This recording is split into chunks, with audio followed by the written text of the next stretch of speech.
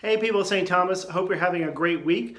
What a wonderful Sunday we had last Sunday with the blessing of the animals. Absolutely joy-filled with all our wonderful, well-behaved dogs, and I appreciate that. Equally wonderful was a great sermon, another great sermon from a member of our Preachers Guild, Jeremy. I appreciate it greatly. So a lot of great things going on at St. Thomas's. A lot of things, the reasons to be thankful for. And we give thanks for all that.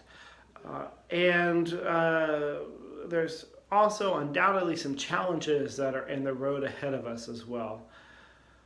I was recently talking to one of my colleagues, and her and I were sitting down wondering what it would look like in both of our churches if we put an emphasis on putting God first and not turning to God as a last resort. Perhaps you're like me. I do this way too often, more than I'd like to admit.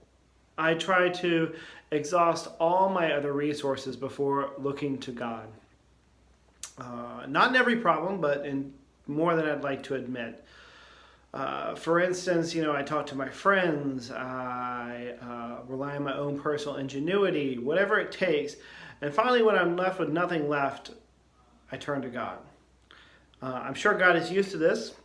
Nevertheless, I wonder what it would look like if we turned to God first, if we entered into our prayer life, wondering what God was going to do for each of us, looking for God to be our guide, in a sense, to follow God and wherever God leads.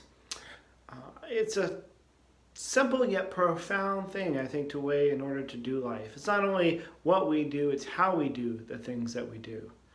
So, whatever is going on in your life, whatever challenges are ahead of you, I invite you to enter into your prayer life to discern where God is calling you to be and be brave enough to follow that. A lot of us know what we need to do to follow God, but we're just not quite brave enough in every situation to do that. So I invite you to do that as well, and I will try to do that in my own prayer life. In the meantime, I will see you this Sunday at another wonderful service at 9 o'clock, 16th and S, St. Thomas's Parish Episcopal Church. See you then.